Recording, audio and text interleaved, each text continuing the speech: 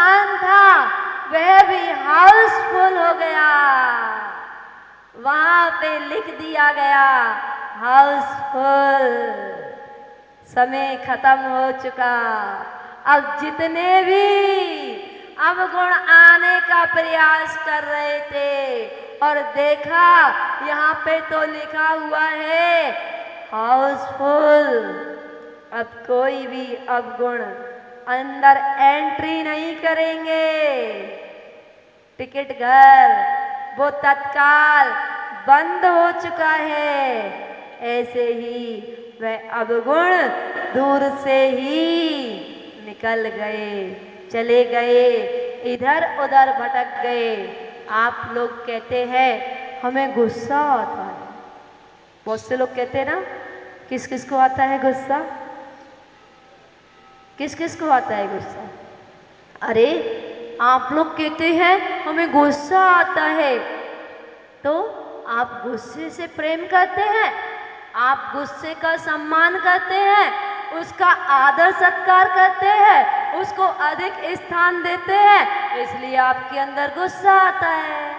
और जिसको गुस्सा नहीं आता, जिसके अंदर प्रेम भरा होता है, वो प्रेम को सम्मान देता है, वो प्रेम को आदर सत्कार करता है, इसलिए उसके यहाँ पर प्रेम आकर के ठहरता है। और जो गुस्से का आदर सत्कार करता है, गुस्से का सम्मान करता है, उसके दरवाजे पर गुस्सा आकर के ठहरता है। ये तो आपकी चॉइस है, आप पसंद क्या करते हो, आपकी पसंद क्या है, आपकी चॉइस क्या है। आप अगर लोकल का मोबाइल लेना चाहते हो तो लोकल की दुकान पे ही जाएंगे, आप कंपनी ब्रांड की शॉप पर नहीं जाएंगे। और जिसने एक बार एप्पल का मोबाइल यूज कर लिया, फिर वो लोकल दुकान पे जाना नहीं पसंद करता। जिसने एक बार कंपनी के वस्त्र पहन लिए, फिर वो लोकल वस्त्रों को पहनना नहीं पसंद करता। तो जिसने एक बार स्नेह का सानिध्य ले लिया, एक बार उस प्रेम से प्रीति कर ली, फिर उसके पास गुस्सा इधर उधर भी नहीं भटकता है। और वह गुस्सा तो जहर है, और उस जहर को आप हंसी खुशी बुलाते हो, इतना आदर सत्कार करते हो। आइए आइए, मुझे गुस्सा आ रहा है, इतना आदर सत्कार करते हो। अरे ये गुस्सा जहर है। 1 मिनट का गुस्सा 1 घंटे की एनर्जी को नष्ट कर देता है। ध्यान से सुन लेना, ये अच्छी बात सुनने में मन नहीं लगेगा, ये तो सिर के ऊपर से निकल जाएंगी। कोई बात माता जी ऐसी करती कि हमारा कोष कैसे भरे, लक्ष्मी कैसे आए, तो हम ध्यान से सुनते। और ये गुस्से को निकालने की बात करोगी तो काम कैसे चलेगा? बिना गुस्से के तो श्रीमती जी मानती नहीं है, समझती नहीं है। उनको गुस्सा भी दिखाना पड़ता है, तभी वो हाथ में आती है, नहीं तो पता चलता है पासा पलट जाता है। अगर हम पहले से गुस्सा ना हो तो वो पहले से गुस्से में भरी रहती हैं, तो उनके गुस्से को दबाने के लिए अपन को झुटमुट का गुस्सा करना पड़ता है, अंदर से नहीं करते, झुटमुट का करना पड़ता है। जैसे वो कुम्हार अंदर उस घड़े के हाथ लगा लिया और ऊपर से ठोकता है, ऐसे ही वो श्रीमान जी, वो माता पिता जो गुस्सा करते हैं, वो अंदर हाथ लगा करके ठोकते हैं, क्योंकि आप उनकी कीमत ही नहीं समझते हो। आप सहजता में समझ जाए, लेकिन फिर भी मैं कहूंगी कि उस गुस्से को आने ही ना दिया जाए, जो हमारी बॉडी को नष्ट करने लगा है, जो हमारे गुणों को नष्ट करने लगा है, उस गुस्से का प्रवेश ही ना होने दे। वो आदिनाथ भगवान, उनके अंदर इतने गुण समाहित, इतने गुण समाहित, और एक भी दोषों को नहीं आने दिया। और हमारे अंदर वो गुस्सा अच्छाइयों को नहीं आने देता, अच्छे गुणों को नहीं आने देता। अच्छा एक बात बताइए, अभी हमने एग्जाम्पल दिया कि आप एप्पल का मोबाइल जेब में रखोगे तो नोकिया का भी साथ में लेके चलोगे क्या? है चलोगे क्या? पहचान ही खत्म हो जाएगी। आपकी ब्रांड क्या है? अगर आपने नोकिया का भी ले लिया और एप्पल का भी ले लिया तो सोचेगा कि किसी का मांग के रख लिया होगा। सोचेंगे या नहीं सोचेंगे? और एप्पल का मोबाइल रख लिया और आपने वैसे ही फोटो खींचने लगे, अब उस पर बाहर एप्पल दिख गया तो भैया ये तो ब्रांड है, इसका तो दबदबा अच्छा है। पहले से ही सतर्क हो जाओगे या नहीं? ऐसे ही अच्छे अच्छे गुणों को प्रकट कीजिए। जहां दूध है और दूध का वह ड्रम, वह कैन भरी हुई है और आप उस दूध में 2 बूंद नींबू की डाल दो तो क्या होगा? ना तो छेना ही बनेगा और ना मावा ही बनेगा, अध कचरा दूध हो गया। ना तो वो छेना ही बन पाया और ना गुलाब जामुन ही बन पाए। इससे बढ़िया उस दूध को कम से कम नींबू से बचा के रखते तो दूध भी मिलता, दही भी मिलता, मक्खन भी मिलती, छाछ भी मिलती और एंड में घी भी मिलता। और आपने 2 बूंद से छाछ भी खत्म कर दी, मक्खन भी खत्म कर दिया, दही भी खत्म कर दिया और दूध भी खत्म कर दिया। उस गुस्से की वो गुस्सा रूपी नींबू अपने साथ क्यों लेकर के चलते हो? उस गुस्से रूपी नींबू का त्याग कर दिया जाए। 48 दिन का विधान चल रहा है। इस विधान में एक एक काव्य के माध्यम से ये 48 दिनों का शिविर है और ये आपके जीवन में आपके अवगुणों को दूर करने के लिए, अच्छे गुणों को भरने के लिए, संसार से मुक्ति को प्राप्त कराने के लिए, सिद्ध सलाह की प्राप्ति कराने के लिए ये 48 दिन का शिविर चल रहा है। कौन कौन है जो गुस्से का त्याग करना चाहेगा? सबकी दृष्टि एक ही पर जाती है। अपने अंदर तो कोई देखना ही नहीं चाहता, बस हमेशा दूसरे पर उंगली उठाएंगे, अपने ऊपर उंगली नहीं उठाएंगे।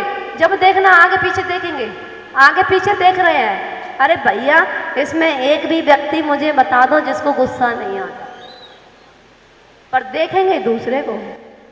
हमेशा ये उंगली दूसरे पर उठती है। ये उंगली बहुत गंदी होती है, ये दूसरे पर उठती है। कभी आपने ये नहीं देखा कि ये 3 उंगलियां भी मेरे ऊपर उठ रही हैं। आपको सामने वाले में एक कमी नजर आ रही है तो ये उंगली कह रही है कि तुम्हारे अंदर भी तीन कमियां हैं। वह छलनी, चाय छलनी, वह आटा छलनी बांसुरी से कहती है कि तुम्हारे अंदर छेद है, इस छेद को भर लो। तो बांसुरी कहती है मेरा छेद तो फिर भी होठों पर जाता है और तुम्हारे अंदर तो कितने सारे छेद हैं। तुम पहले अपने छेदों को भर लो, तुम्हारे में डालने वाला तो सीधा नीचे जाता है। मेरे में अवगुण नहीं देखो, तुम अपने अंदर अपने अवगुणों को देखो। हम प्रयास करें प्रभु के गुणों को प्राप्त करने का। आचार्य मानतुंग स्वामी जी कहते हैं कि आप में गुण इतने समा गए, इतने समा गए, इतने गुण समा गए कि कि दोषों को अब जरा भी स्थान नहीं मिला। वो गिलास भरा हुआ मिल्क का, वो दूध का गिलास भरा हुआ, अब जब पहले से ही भरा हुआ गिलास है और अब आप उसमें पानी मिलाना चाहो तो मिलेगा क्या पानी? पानी के लिए स्थान ही नहीं बचा। ऐसे ही ये भगवान आपके अंदर वो गुण, वो अच्छे गुणों का भंडार, जितने भी गुण थे, जितने भी सद्गुण थे, वो सारे आपके अंदर समा गए और अब गुण आए तो बेचारे लौट के चले गए। आप भी अपने जीवन में स्नेह रूपी गुण, वात्सल्य रूपी गुण, ममतामयी गुण, प्रेम रूपी गुण भरने का प्रयास कीजिए और जैसे आपके रोम रोम में वो स्नेहमयी गुण, वो प्रेम रूपी गुण, वो ममतामयी गुण जब आपके रोम रोम में समा जाएंगे तो गुस्से को स्थान ही नहीं बचेगा। वह गुस्सा आएगा और चला जाएगा।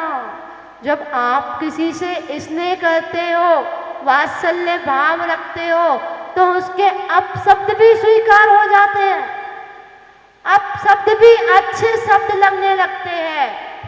और किसी से नाराजगी हो जाए, किसी से कोई बात हो जाए, फिर वो अच्छी बात भी कहे तो भी बुरी लगती है। इसलिए स्नेह बना के चलिए, वात्सल्य भाव बना के चलिए, प्रेम भाव बना के चलिए। अगर सामने वाला आपकी बात मानेगा तो प्रेम से भी मान लेगा, और अगर नहीं माननी होगी तो ले आओ लठ, कर लो गुस्सा।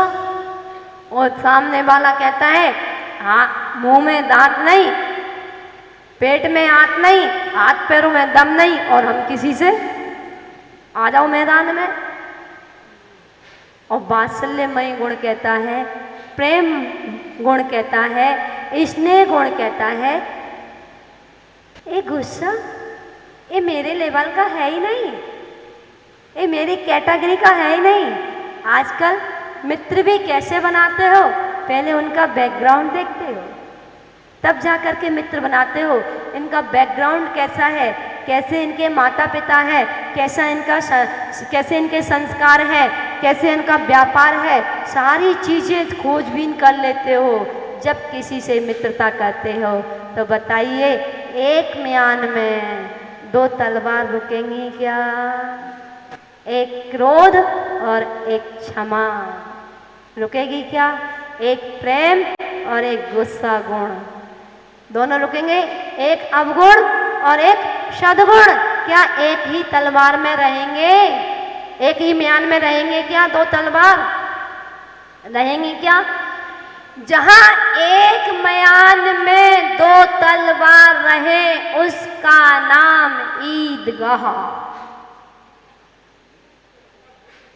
ऐसा लगता है मुझे, है?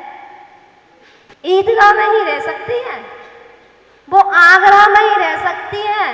एक म्यान में दो तलवार क्यों? वो मूंछों का ताप कम नहीं होता, वो अहंकार, जरा सा भी अहंकार आ जाए वो सारे सद्गुणों को नष्ट कर देता है। वो जरा सा अहंकार, वो जरा सा क्रोध सारे गुणों को समाप्त कर देता है।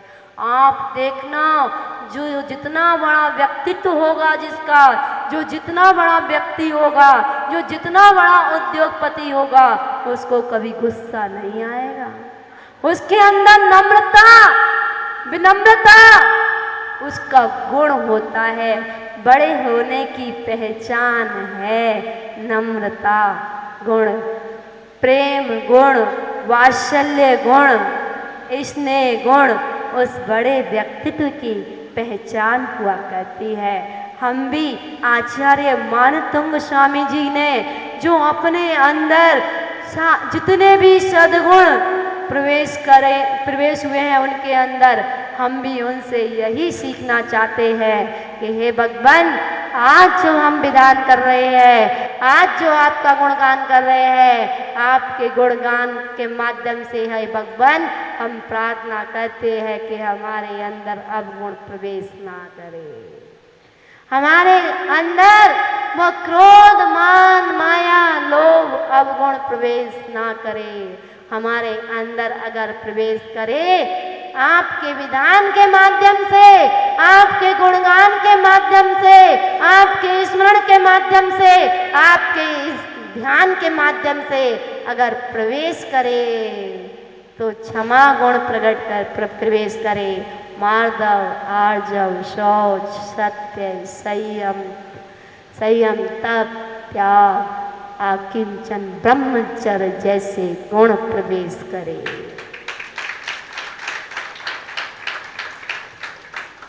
तो हमारा विधान करना सार्थक है, अन्यथा इस थाली का उस थाली में ट्रांसफर करते करते अनेकों भाव बीत गए, कितने आए कितने चले गए, ये काले बाल सारे सफेद हो गए, वापस से फिर वो डाई कर ली, लेकिन इस थाली का उस थाली में ट्रांसफर करते गए, धर्म की महिमा को नहीं समझ पाया। इस विधान के माध्यम से, आदिनाथ भगवान के गुणों के माध्यम से, आचार्य मानतुंग स्वामी जी की उस अद्भुत कृति के माध्यम से हम अपने अवगुणों के त्याग करने का प्रयास करें, अपने अवगुणों का निकालने का प्रयास करें और सद्गुणों को अंदर डालने का प्रयास करें। चलते हैं थोड़ा सा अलग हटके विषय से विषयांतर, क्योंकि आज का विषय एक ये भी है, आज हम जो देख रहे हैं पूरे भारत में, देश विदेश में जो देखने में आ रहा है कि आज हमारी युवा पीढ़ी संस्कारों से विहीन होती चली जा रही है। मात्र एक उद्देश्य रह गया है, शिक्षा, शिक्षा, शिक्षा। आप शिक्षा के लिए अमेरिका भेज देते हो, आप शिक्षा के लिए लंदन भेज देते हो, आप शिक्षा के लिए दिल्ली, बंबई, कलकत्ता, ना जाने कहां कहां भेज दिया करते हो, पर गुरु के दर्शन के लिए, मंदिर के दर्शन के लिए आपके बच्चे बिजी दिखाई देते हैं, आपके बच्चे थक जाते हैं, आप उनको मंदिर नहीं भेजते हो, पाठशाला नहीं भेजते हो, गुरुओं के पास नहीं भेजते हो। जो श्रावक अपने बच्चों को देव शास्त्र गुरु से नहीं जोड़ते हैं, वही बच्चे जाकर के क्लबों से जुड़ते हैं।